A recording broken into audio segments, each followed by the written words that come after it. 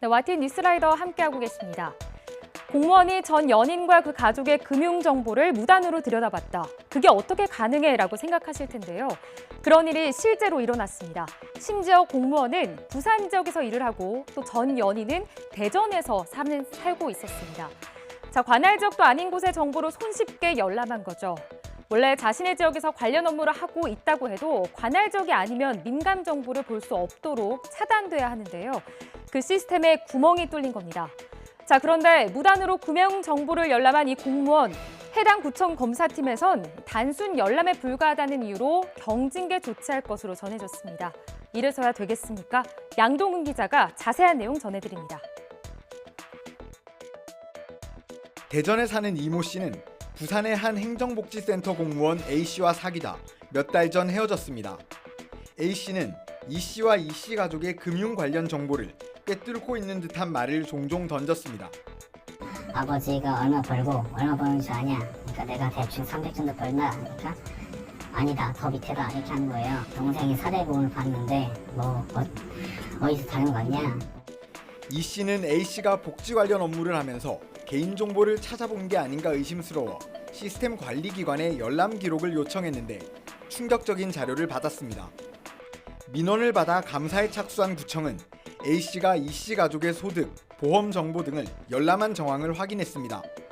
그렇지만 담당 공무원이라고 해도 관할 외 지역 주민의 민감 정보는 복지 시스템을 통해 접근할 수 없다는 게 정부 관계자의 설명입니다. 원칙적으로 저희 시스템은 국민들께서 직접 신청하신 경우에 한해서 관할 지역의 공무원에게만 소득, 재산 등 민감한 정보를 볼 수 있도록 허용해드리고 있습니다. 더구나 소득이나 보험 정보는 기초생활수급자나 한부모 가족 등 취약계층 지원을 위해 필요한 부분이라서 본인이나 가족이 신청하지 않으면 지자체에서조차 수집하지 못하게 돼 있다고 했습니다. 감사 과정에 A 씨는 코로나19 지원금 업무를 위해 일시적으로 권한이 확대되면서 이름과 주민등록번호만 있으면 타 지역 주민 정보에도 접근할 수 있었다고 말한 거로 전해졌습니다. 해당 구청 감사팀은 A 씨가 정확히 어떤 자료를 어떻게 본 것인지 확인할 수는 없지만 단순 열람에 불과하다고 판단해서 경징계 조치할 것으로 전해졌습니다. 결국 경찰이 A 씨가 어떤 방식으로 얼마나 많은 타인 정보에 접근했는지 확인하기 위해 수사에 착수할 예정입니다. 네, 서울 강남구 하이트진로 본사를 점거하고 농성을 하고 있는 화물연대 소속 운송 노동자들의 목소리 저희 뉴스라이더를 통해 전해드렸었죠. 자, 이들 노동자들이 농성을 시작한 지 9일 만에 본사 로비 농성을 해제했습니다. 다만 옥상 고공 농성은 계속 진행되고 있습니다. 사측과의 협상도 시작이 됐는데 운송료 인상과 손해배상 청구 소송 등에 대한 타협점을 찾을 수 있을지가 주목됩니다. 자, 노사 간의 갈등이 다른 식으로 심해지는 곳도 있습니다. 얼마 전 점거 농성을 풀었던 대우조선해양입니다.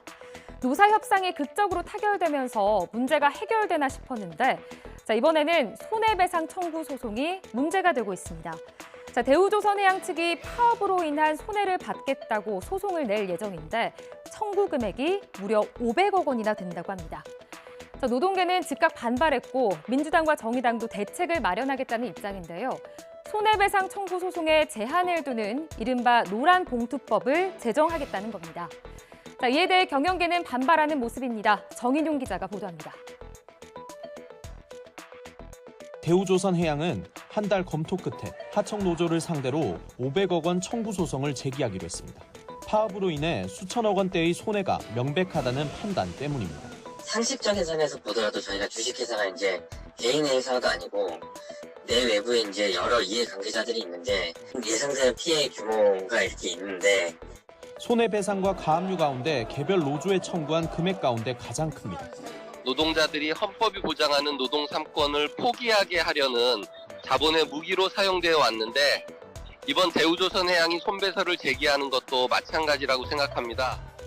하청 노조의 파업 과정에서 비켜있던 원청이 파업으로 인한 손해를 이유로 소송에 나선 건 어제 오늘 일이 아닙니다. 때문에 노동계와 일부 법조계에선 단체 행동권을 위축시킬 수 있다며 강하게 반발해왔습니다. 노동자로 하여금 이제 인간다운 생활을 포기해라는 그런 압력인 것이고요. 손해의 발생에는 노동자의 책임도 없다고는 할 수는 없지만은 노동자의 행동에 대처하는 관리자의 과실도 존재하거든요. 민주당과 정의당은 손해배상 청구 소송 남발을 제한하려는 노란봉투법 제정을 추진하고 있습니다. 현재 국회 환경노동위원회에 계류 중인데 민주당안은 파업에 대한 손해배상액에 상한선을 두고 있고 정의당안은 더 나아가 파업으로 인한 손해배상 청구 자체를 막는 내용을 담고 있습니다. 정의당은 후반기 국회 최우선 과제로 노란봉투법 제정을 추진하겠습니다. 기업이 손해배상 청구는 헌법적 권리인 파업권을 무력화할 뿐더러 많은 노동자를 죽음으로 내몰았습니다. 이에 경영계에선 불법 파업을 묵인하고 재산권을 침해하는 거라며 강하게 반발하고 있어 법 제정 과정에서 진통이 예상됩니다. 자, 안 그래도 오르는 물가에 한숨이 깊어지시죠? 저도 그렇습니다. 그런데 더 한숨이 깊어지게 하는 소식이 전해졌습니다. 자, 제 뒤로 보이는 사진 많은 분들이 즐겨 드실 것 같은데요. 국내 라면과 스낵업계 1위인 농심이 다음 달부터 주요 제품 가격을 인상합니다. 특히 서민들 입장에서는 한 끼를 뚝딱 싸게 해결할 수 있는 라면을 살 때도 가격을 다시 한번 보고 또 고민하게 될 것 같은데요. 농심이 라면 가격을 올린 건 지난해 8월 이후 1년 만이고 또 스낵은 6개월 만입니다. 업계 2위, 3위 업체인 오뚜기와 삼양식품은 지금 당장 인상 계획은 없다는 입장인데요. 박홍구 기자가 자세히 전해드립니다. 현재 대형마트에서 736원인 신라면 가격이 다음 달 15일부터 820원으로 10.9% 인상됩니다. 너구리는 9.9%, 새우깡은 6.7% 가격이 오릅니다. 밀가루, 전분 등 원재료 가격이 급등했고 더군다나 이 환율이 상승을 해서 원가 부담이 좀 심화됐습니다. 더구나 농심은 올해 2분기에 지난 1998년 이후 24년 만에 국내 영업이 적자로 돌아서는 등 경영 압박이 커지는 상황입니다. 업계 2위인 오뚜기는 가격 인상을 검토하겠지만 구체적 인상폭과 시기는 결정된 게 없다고 밝혔습니다. 오뚜기 측은 라면 제품 생산 비용이 늘었지만 판매 비중이 높지 않아 다른 제품군에서 손실을 만회할 수 있는 구조라고 설명했습니다. 삼양식품은 수출이 70%를 차지하는 사업 구조 때문에 가격 인상을 고려하지 않고 있습니다. 삼양 관계자는 예전 같으면 한두 달 안에 농심을 따라서 가격을 올렸겠지만 고환율 영향으로 채산성이 좋아져 이번엔 상황이 다르다고 밝혔습니다. 네, 정말 모든 것이 오르는 요즘입니다. 물가의 금리에 여기에 원달러 환율까지 급등하면서 경제 비상등이 켜졌습니다. 자, 환율은 1,340원대까지 치솟으면서 13년 4개월 만에 최고치를 돌파했는데요. 시장의 일각에선 올해 안에 1,400원대를 돌파할 수도 있다는 암울한 전망도 나오고 있습니다. 상황이 이렇다 보니 2분의 2배 이목이 쏠리고 있습니다. 바로 이창용 한국은행 총재인데요. 오늘 오전 한국은행 금융통화위원회가 기준금리 인상 여부를 발표하기 때문입니다. 많은 전문가들은 0.25%포인트 인상, 즉 베이비 스텝을 예상하고 있는데요. 자, 왜 이런 예상이 나오는지 박병환 기자가 전해드립니다. 고환율은 수입 물가를 끌어올린 뒤 소비자 물가에 반영돼 전반적인 물가 상승을 초래합니다. 환율의 물가 상승 기여도는 올해 1분기 소비자 물가 상승률 3.8%의 9%인 0.34%포인트에 달한 것으로 추정됩니다.